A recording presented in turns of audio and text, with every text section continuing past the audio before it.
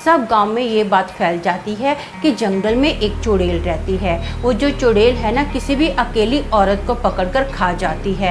जहाँ जिस औरत को बच्चा नहीं होता है ना, अगर वो औरत उस चुड़ैल के हत्थे लग गई ना, तो वो चुड़ैल उस औरत को खा जाती है। अब कुछ लोगों का मानना है कि ये जो चुड़ैल की बात है ये अफवाह है, और कुछ लोग बोलते हैं कि नहीं, ये सच्ची बात है, क्योंकि 4-5 औरतें गायब हो गई हैं। अब इसके पति को लगता है कि कहीं ये चुड़ैल तो नहीं थी। उसके शरीर पर एक बहुत ही बड़ा मोटा सांप है, अजीब सा चल रहा है। दो बड़े बड़े जो पेड़ है ना, इनके साथ भाग रहे हैं।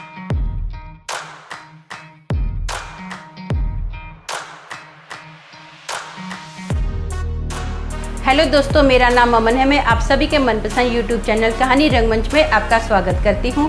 उम्मीद करती हूं कि आप सभी अच्छे और स्वस्थ होंगे।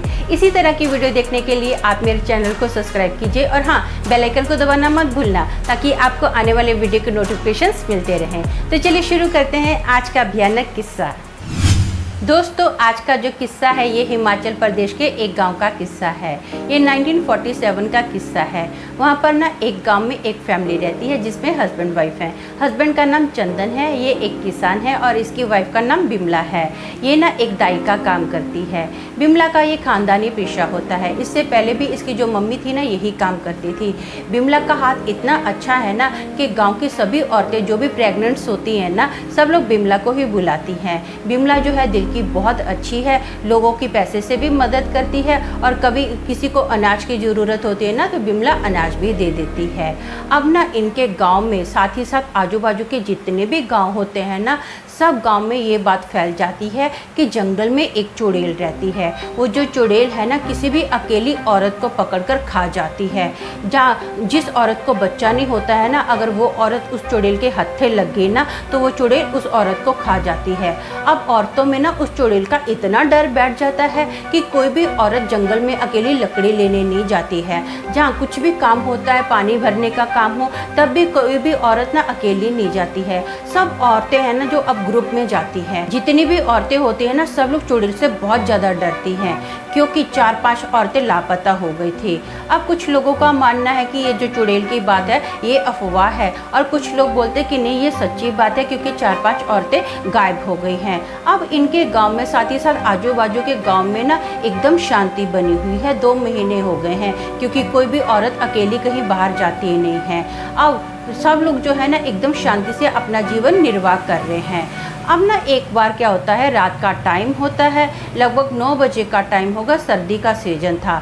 एक औरत बिमला का आके दरवाज़ा खटखटाती है। जब बिमला दरवाज़ा खोलती है तो वह पाती है कि एक 25 और 30 साल के अंदर एक औरत खड़ी है, जिसने की साड़ी पहनी हुई है, और वो ना बहुत ज़्यादा घबराई हुई है। और वो फुट फुट के बिमला को देखकर रोना स्टार्ट कर देती है। बोलती है, मेरी बहन की जान ना बहुत खतरे में है, आप मेरी मदद करो, मेरी बहन को बचा लो। तो बिमला बोलती है, क्या हुआ, बता तो, ऐसे रो क्यों रही है। तो वो औरत ना एक गांव का नाम लेती है और बोलती कि मैं उस गांव से आई हूँ, मेरी जो बहन है ना, एक बच्चा जन्ने को है, उसकी जो हालत है बहुत ज़्यादा ख़राब है, बहुत तकलीफ़ में है। तो बिमला बोलती, तुम्हारे गांव में भी कोई ना कोई दाई तो होगी ना। तो औरत बोलती है, उस दाई को ना 2 महीने पहले चुड़ैल लेकर चली गई थी। अब हमारे गाँव में कोई दाई नहीं है, हमने आपका बहुत नाम सुना है, मेरी बहन को कुछ भी हो सकता है, प्लीज़ आप जल्दी से जल्दी मेरी बहन की मदद करो। अब बिमला भी सोचती है कि ये मेरा फ़र्ज़ बनता है कि एक औरत बच्चा जनने को है तो मुझे उसकी मदद करनी चाहिए। तो बिमला ना अपने पति को बोल के जाती है कि मैं ऐसा करूँगी, सुबह आ जाऊँगी, आप चिंता मत करना, बाजू के गांव में जा रही हूँ,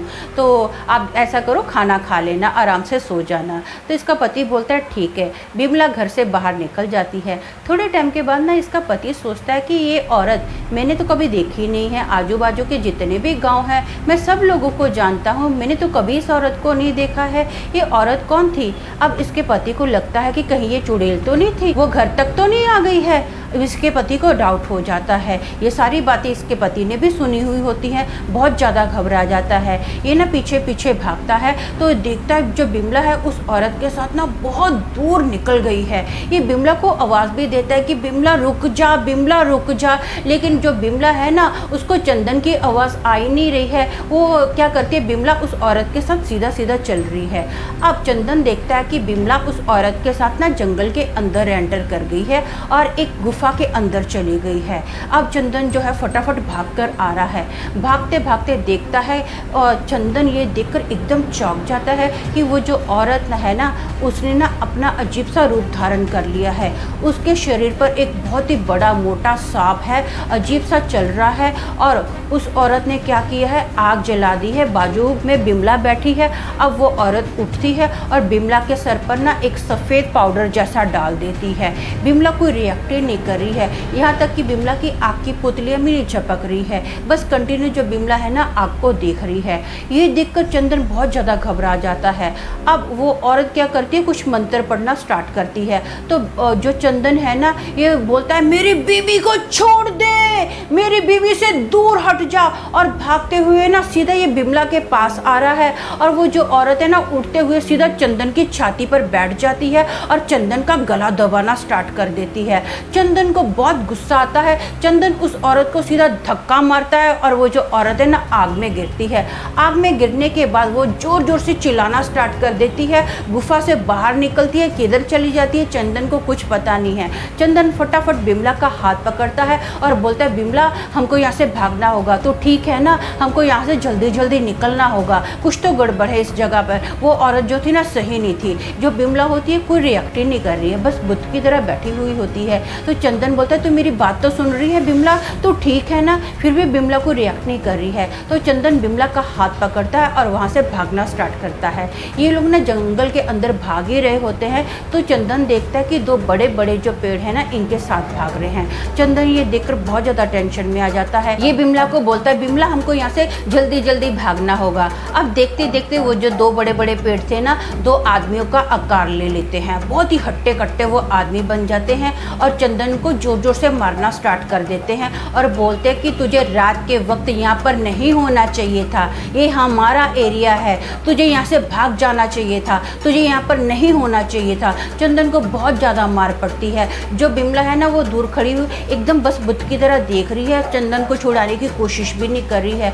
जो चंदन है ना पूरा लहू लहान हो जाता है। वो जो आदमी है ना, वो चंदन को बोलते हैं कि आज तो हम लोग तुम दोनों को जाने देते हैं, लेकिन अगर नेक्स्ट टाइम रात के वक्त तुम लोगों को यहाँ पर पाया ना तो जिंदा जाने नहीं देंगे। तो चंदन जो होता है ना हाथ जोड़ता है, बोलता है हमको यहाँ से जाने दो, हम लोग यहाँ पर रात के वक्त कभी नहीं आएंगे। तो चंदन बिमला को लेकर फटाफट घर पर जाता है। बिमला को पूछता है बिमला तू ठीक है, तू ठीक है। बिमला को रिएक्ट नहीं कर रही है। इसको पानी वगैरह भी दिया जाता है, ये पानी वगैरह भी नहीं पीती है। बिमला 2 दिन ना तो कुछ खाती है, ना पीती है, ना ही सोती है, बस बुत की तरह बैठी हुई होती है।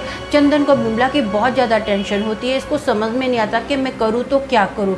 तीसरा दिन होता है तो सुबह ही ना जो बिमला होती है एकदम अजीब सा जोर से चीखती है और बोलती है चंदन तू ठीक है, तू चंदन तू ठीक है। ये ना अभी बिमला जो है ना चंदन के गले लगती है और रोना स्टार्ट कर देती है। और जब चंदन पूछता है कि तुझे क्या हुआ था, जो भी बात थी तू मुझे बता, क्या हुआ था, तो 2 दिन ऐसे कैसे अजीब सी बुत की तरह बन के रही। तो बिमला पूरा किस्सा बताती है। बिमला बताती है कि जब मैं उस औरत के साथ जा रही थी ना, तो बाई चांस मेरी नज़र उसके पैरों पर पड़ी और मैंने देखा कि उसके जो पूरे पैर थे ना टेढ़े थे। वो एक चुड़ैल थी जिसकी वजह से मैं डर गई थी। उस चुड़ैल ने ना मेरी आंखों में देखा, उसके बाद मैं अपनी पूरी सुध-बुध खो दी थी। मुझे नहीं पता कि मैं कब कहाँ उसके साथ कब किधर चली गई। हाँ, लेकिन जब मेरी आँख खुली ना तो मैंने पाया कि मैं ना आग के सामने बैठी हूँ और उस चुड़ैल ने मेरे को बोला कि मुझे ना तेरे जैसी ही एक नेक रूह चाहिए थी, तेरे जैसे ही अच्छी दिल वाली औरत चाहिए थी, जिसकी बलि देकर ना मैं सिद्धि प्राप्त कर सकती हूँ, जिसकी वजह से मेरे अंदर बहुत सारी शक्तियाँ आ जाएंगी। बस तेरा मरना तो अब पक्का तय है। उसके बाद मुझे क्या हुआ मुझे कुछ नहीं पता है, मैं कुछ नहीं जानती हूँ। जो चंदन होता है ना बिमला को बताता कि ऐसा ऐसा तेरे साथ हुआ था, मैं तेरे पीछे गया था। अब बिमला तो ठीक हो जाती है और बिमला के ठीक होने की पूरी खबर गांव वालों में भी फैल जाती है और साथ ही साथ बिमला के गांव के लोग तो अलर्ट हो जाते हैं। यहाँ तक कि आजू बाजू के जितने गांव थे ना वो भी लोग अलर्ट हो जाते हैं। वो लोग समझ जाते हैं कि अब ये जो चुड़ैल है ना घर के अंदर भी आना स्टार्ट कर दी है। और रात के वक्त कोई भी गाँव का व्यक्ति है ना, वो दरवाज़ा अजनबी के लिए नहीं खोलता है, बाहर से ही उसको भगा देता है अगर दरवाज़ा खटखटाया जाता है। सब लोग एकदम चौकन्ने हो गए हैं। तो दोस्तों मेरा मानना तो ये है कि किसी की मदद करनी है ना, पहले सावधानी से उस व्यक्ति के बारे में जांच पड़ताल कर लो, ये व्यक्ति कैसा है, अपनी जान की परवाह करो और बाद में ही सामने वाले की मदद करो। आज के लिए बस इतना ही, कल फिर मिलेंगे और एक भयानक किस्से के साथ। तब तक के लिए शालूम, शांति और सलाम।